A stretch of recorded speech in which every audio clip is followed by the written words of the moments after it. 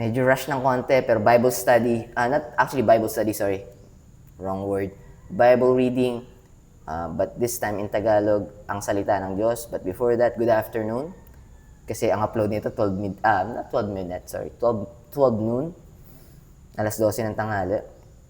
And we are now at Matthew chapter 18, verse 1 to 6 today. So Mateo, Kapitulo 18, versikulo 1 hanggang 6. 1 to 6. And I'm gonna read it right now because it's already 7:02 a.m. So, ang pinakadakila sa kaharian ng langit. So that's the title. And may connecting verses niya, Mark chapter 9, verse 33 to 37, Luke chapter 9, verse 46 to 48. So, let me just check. Actually, nag-overlap pala to. Kasi sa verse 6, may panibagong title, ang mga dahilan ng pagkakasala. But, our Bible reading for today is from verse 1 to 6. Let me just double check. Alright. So, let's do this. Basa na tayo. So, Mateo, verse 1. Nang oras ding iyon, lumapit kay Jesus ang kanyang mga alagad at nagtanong, Sino po ba ang pinakadakila sa kaharian ng langit? 2. Tinawag ni Jesus ang isang maliit na bata at pinatayo sa harapan nila. 3. Sinabi, sinasabi ko sa inyo ang totoo. I tell you the truth. Kung hindi kayo magbabago at magiging tulad ng maliliit na bata, like little children, hindi kayo makakapasok sa kaharian ng langit. 4. Ang sinumang nagpapakababa tulad ng batang ito, ang siyang pinakadakila sa kaharian ng langit. 5. Ang sinumang tumatanggap sa batang tulad nito dahil sa akin ay tumatanggap din sa akin. Sorry, let me just read it back. Ang sinumang tumatanggap sa batang tulad nito dahil sa akin ay tumatanggap din sa akin. For my name's sake, is already accepting me or receiving me as well. I just want to go back dito kasi medyo connected to sa shinare ko kanina. Just sa will of the Father. Now, sinabi, verse 3 yata ito, sinasabi ko sa inyo ang totoo, kung hindi kayo magbabago at magiging tulad ng maliit na bata, hindi kayo makakapasok sa kaharian ng langit. What does it mean? It means, a child of a parent has full belief and trust in their parents. A childlike belief, meaning no doubt, not worrying, that the father and the mother will give unto them, the children, the best thing that the mother and the father could give. It just so happened that our Father in heaven is not limited. So the things that our father and mother here on earth, the things that they can provide to us because of their limits, meaning they cannot provide everything that we wanted, probably whatever we needed. But it's okay because they are our parents. Mga magulang natin sila at alam nilang mahal tayo. Well, that's what I'm trying to say, or that's what God is trying to say here. Nakakapasok sa pintuan ng langit, makakapunta sa langit, ay ang mga taong maniniwala sa akin ng lubos-lubusan, ng buong buo, ibibigay ang kanilang purong pagtitiwala na ako ang kanilang Diyos at kaya ko silang iligtas at niligtas ko na sila.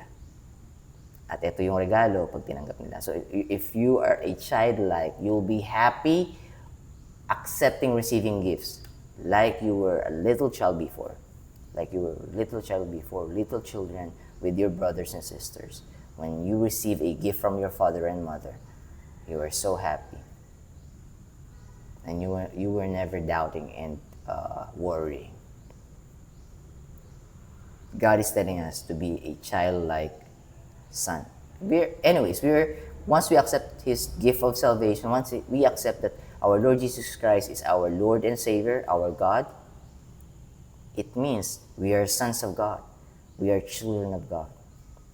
Now we belong to Him. The sonship. Alright.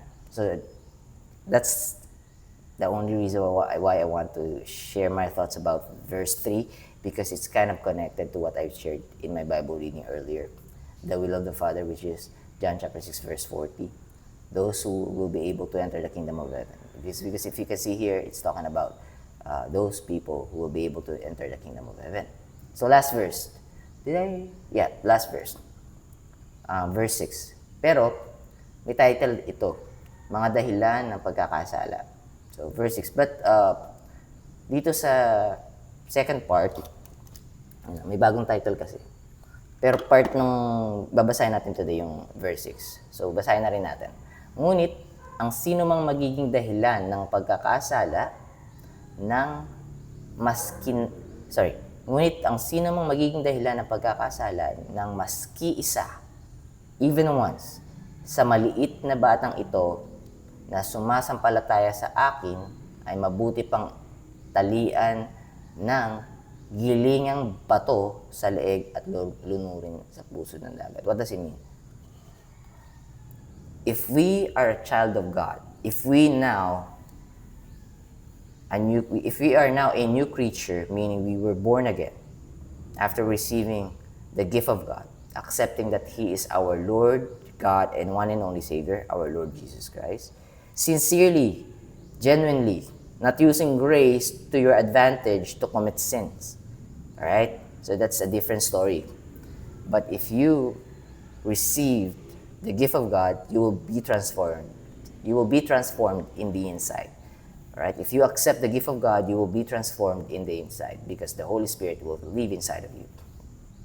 Now, what does this verse talks about? What is this verse talking about? You will be persecuted. You will be judged. You will be mocked at. You will be mocked at. You will be laughed at. You will be spat upon. Someone who is going to spit. Maybe not literally. Casting shameful things. Telling bad things about you. You don't have to worry because our Lord Jesus Christ have been persecuted first. He encountered and he endured that first. But here's the thing. God sees everything that happens to you. So every persecution, let me just make this one clear. Every persecution, condemnation, judging you by other people, if they were goats, you don't have to worry. Because they will get what they deserve. If it's a lost sheep that is doing that, give them the other cheek. Because if it's a lost sheep that mocked you, judged you, laugh at you, condemn you, persecute you, sooner or later, they will be able to hear the word of God from a messenger that will share the gospel unto them. And they will realize, oh, I'm not better than thou. I'm not holier than thou. Why did I judge them? Why did I condemn them? Why did I persecute them? They will be able to realize. But the lost sheep will be able to return to the flock of the sheep. But the goats, you don't have to worry. God has something different for them. Things that they wouldn't like. But the things that you would be happy about, peacefulness, rest, joy, and happiness, God will give it to you in heaven. So you don't have to worry. Again, if it's a lost sheep, because we don't know, just give the other cheek. If he took your coat, give your cloak as well. If he or she took your cloak, give your coat as well. If they showed you bad things, if they've done really awful things towards you, just take it.